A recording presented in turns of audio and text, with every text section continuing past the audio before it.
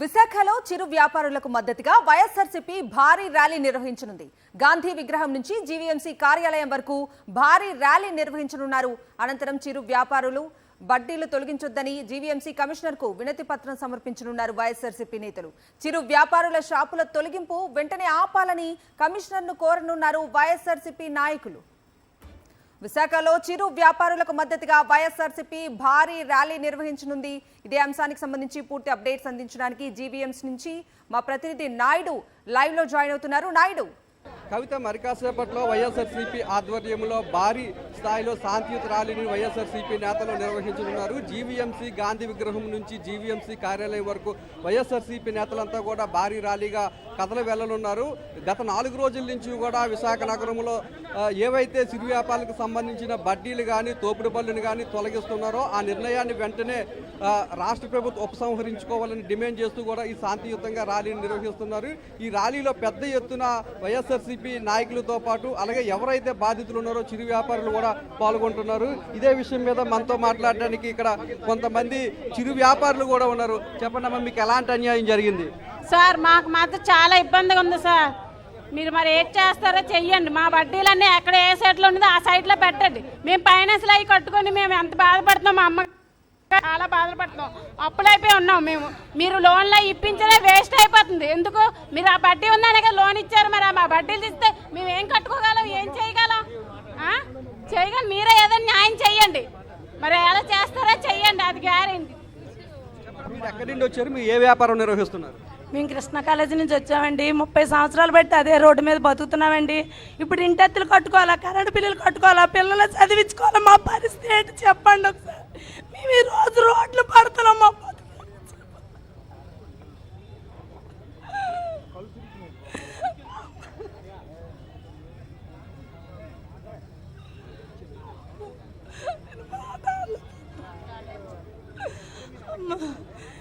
మా పరిస్థితి, మా బడ్డీలు తీసుకుంటే మాకు అక్కడ తోవ చూపెడతారు.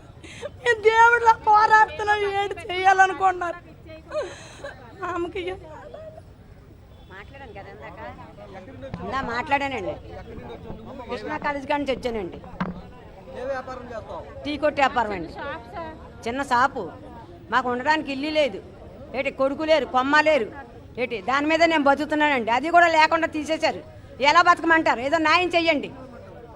అది చెప్పారా బడ్డీ తీసేస్తాను? ఏం చెప్పలేదండి, మాకేమీ చెప్పలేదు. ఏటి ఇవ్వలేదు, ఏటి ఇవ్వకుండానే లాగేశారండి. మీరు ఎలా బతకమంటారు? నేను 46 సంవత్సరాలు బట్టి ఉంటున్నానండి అక్కడ. మా పిల్లలు, నేను, మా ఆయన అందరూ కూడా. కనీసం ఇప్పుడు ఎవరు లేరు, నేను ఒక్కదానే ఉన్నాను. మా ఆయన చనిపోయాడు, కొడుకు చనిపోయాడు, నాకు ఇల్లు లేదు ఉండడానికి. ఎలా బతకమంటారు? నాకు ఆరోగ్యం బాగలేదు. అదండి. మీరు ఎక్కడి నుండి వచ్చారండి? ఏ వ్యాపారం చేస్తారు? నేను ఎలక్ట్రికల్ షాప్ పెట్టుకున్నానండి. అది కూడా తీసేస్తున్నారు ఇప్పుడు. నేను వికలాంగులండి. మేము ఎలక్ట్రికల్ షాప్ పెట్టుకున్నాం, అది కూడా తీసేస్తున్నారు. మాకు బతకడానికి దారి ఎలాగా లేదు సార్. మీరు అదే దయించి మాకు అది బడ్డీ నిలబెట్టేటట్టు చూడండి. ఇదే విషయం మీద మనతో మాట్లాడడానికి వైఎస్ఆర్సీపీ విశాఖ జిల్లా అధ్యక్షులు కేకే రాజు గారు. సార్, ఈ శాంతియుత ర్యాలీ తాలూకా ప్రధాన ఉద్దేశం ఏంటి? గత 4 రోజుల నుండి కూడా ఈ తొలగిస్తున్న బడ్డీలు తొలగింపుని ఏ విధంగా చూస్తారు?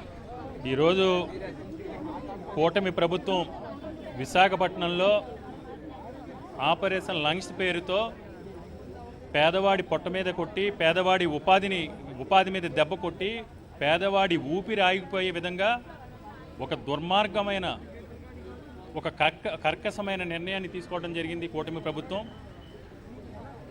ఎన్నో దశాబ్దాలుగా విశాఖపట్నంలోనే కాదు, భారతదేశం మొత్తం అందరూ కూడా ప్రతి చోట కూడా చిరు వ్యాపారాలకు సంబంధించి పాన్ షాపులు కావచ్చు, టీ షాపులు కావచ్చు, టిఫిన్ సెంటర్స్ కావచ్చు, లేకపోతే మెకానిక్ షాపులు కావచ్చు, కూరగాయల షాపు కావచ్చు, పళ్ళ షాపులు కావచ్చు, భారతదేశంలో ఏ నగరంలో చూసినా సరే ఈ చిరు వ్యాపారుల వ్యవస్థ అనేది ఉంది.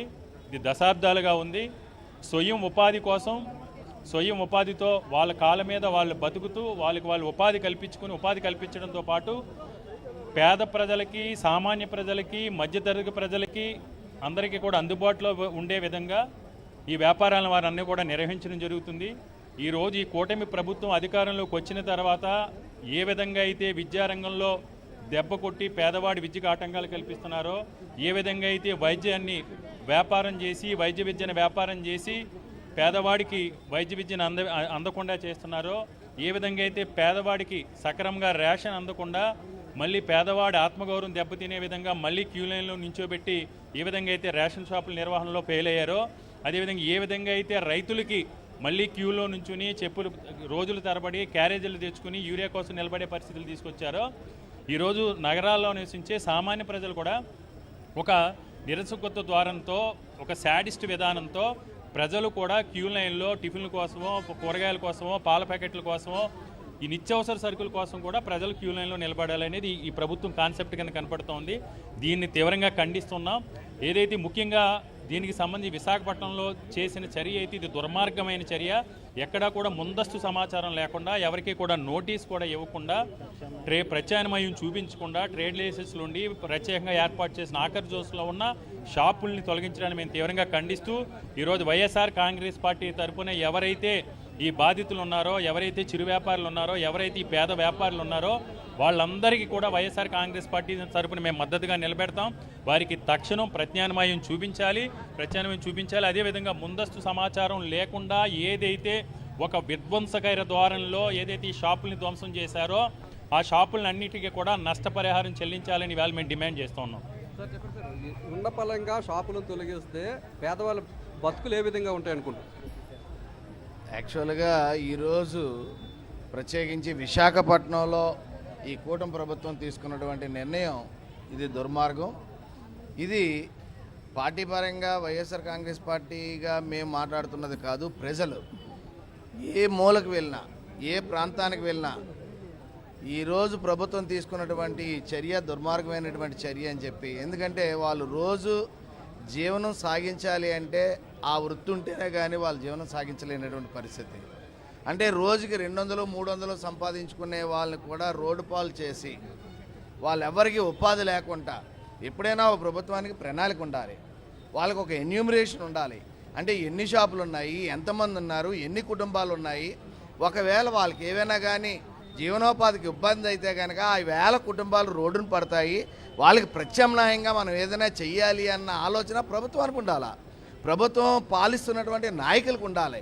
వాళ్ళకి నిమ్మకి నీరెత్తినట్టు వదిలిపారేసి ఈరోజు రోడ్డును పడేసి వాళ్ళకి ఏంటంటే ఆఖర్ జోన్స్ కట్టాలి. ఆఖర్ జోన్స్ కట్టి వాళ్ళకి ఆఖర్ జోన్స్లో అకామిడేట్ చేసి వాళ్ళ జీవనాన్ని సాగించే విధంగా వాళ్ళకి ఆర్థిక సహాయం కూడా చేసి వాళ్ళకి ఆర్థికంగా ఆదుకొని, ఎందుకంటే ఈరోజు డైలీ ఫైనాన్స్ తీసుకున్న వాళ్ళు ఉన్నారు. మరి వాళ్ళు ఈరోజు డైలీ ఫైనాన్సెస్కి వాళ్ళు డబ్బులు ఎలా కడతారు? అంటే వాళ్ళ పరిస్థితి ఏంటి? ఈరోజు రోడ్డు పడిపోయారు, తినడానికి లేదు, తీసుకున్న ఫైనాన్స్ వెనక్కి కట్టే పరిస్థితి లేదు. అలో లక్షణాన్ని నిద్రాహారాలు లేకుండా వాళ్ళు రోడ్డు మీద పడిపోయినటువంటి పరిస్థితి. ఇది ఈ ప్రభుత్వానికి కాదా? ఈ ప్రభుత్వం సమాధానం చెప్పదా? ఏమనంటే కనుక రాజకీయం తీసుకొస్తారు. దేనికి రాజకీయం తీసుకొస్తారండి? దేనికోసం రాజకీయం? ఇది రాజకీయం కాదు. ప్రజల ఆత్మ గౌరవాన్ని మీరు దెబ్బతీస్తున్నారు. మీకు ఓట్లేసి గెలిపించింది ప్రజలను ఆదుకోవడానికి కానీ మీరు పెత్తందారులను ఆదుకోవడానికి కాదు. ఈ రాష్ట్రాన్ని పెత్తందారులకి తాకట్టు పెట్టడానికి కాదు, పేద ప్రజలను ఆదుకోవడానికి మీకు ఓటు వేసి ఈ ప్రభుత్వం మీకు అంటగలిపారు. దాన్ని మీరు ఏం చేస్తున్నారు? ఈరోజు పెత్తందారులకి మీరు అంటగడుతున్నారు. పెత్తందారుల కోసం మీరు పరిపాలన సాగిస్తున్నారు, పేద ప్రజల కోసం మీరు పరిపాలన సాగించట్లేదు. ఇది ప్రజల తరపున మేము చేస్తున్నటువంటి డిమాండ్. వాళ్ళకి ఆఖరి జోన్లో వాళ్ళకి అకామిడేట్ చేయాలి, ఆర్థికంగా వాళ్ళని ఆదుకోవాలి. లేకపోతే ఈ ఉద్యమం మరింత ఉధృతంగా ముందుకు తీసుకెళ్ళి ఈ కూటమి ప్రభుత్వాన్ని నిలబెడతాం.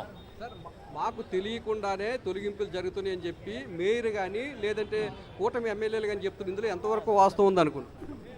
ఇది పచ్చి అబద్ధం అండి. ఎందుకంటే మనందరికీ తెలుసు, బాబు వస్తే జాబ్ రాదు.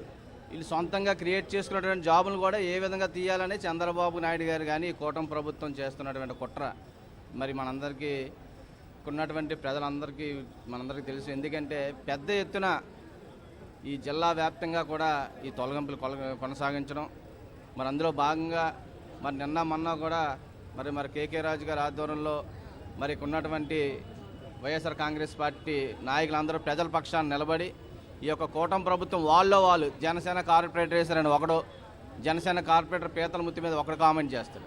ఇదే కావాలని చేస్తున్నటువంటి వీళ్ళు ఎక్కడా కూడా మాకు సంబంధం లేదు అన్న విధంగా వీళ్ళు వ్యవహరిస్తున్నారు తప్ప ఇది పేద ప్రజల కోసం ఆలోచించట్లేదు. కంపల్సరీగా మరి వాళ్ళకి న్యాయం జరిగే వరకు వైఎస్ఆర్ కాంగ్రెస్ పార్టీ మనం చూస్తున్నాం. అటు మెడికల్ కాలేజ్ విషయంలో కానీ అన్ని విషయాల్లో కూడా ప్రజల తరపున పోరాటం చేస్తాం. అదేవిధంగా మరి వీళ్ళ తరపున మేము పోరాటం చేస్తామని సందర్భంగా తెలియజేసుకుంటాం. బాధితులకు ఏ విధంగా మీరు అండగా ఉండబోతున్నారు? ఈరోజు ఏదైతే విశాఖ నగరంలో సుమారుగా 10,000 మంది ఈ తోపుడు బళ్ళు కానీ బడ్డీలు కానీ ఈ విధంగా ఈ గత 5 రోజుల నుంచి ఏదైతే ఈ కూటమి ప్రభుత్వం ఎమ్మెల్యేలు వాళ్ళు ఏమొచ్చి అసెంబ్లీకి వెళ్ళిపోయిన టైంలో వాళ్ళేమో ఆర్డర్స్ ఇచ్చేసి అధికారులకి, అలాగే కార్పొరేటర్లు నగరంలో లేనప్పుడు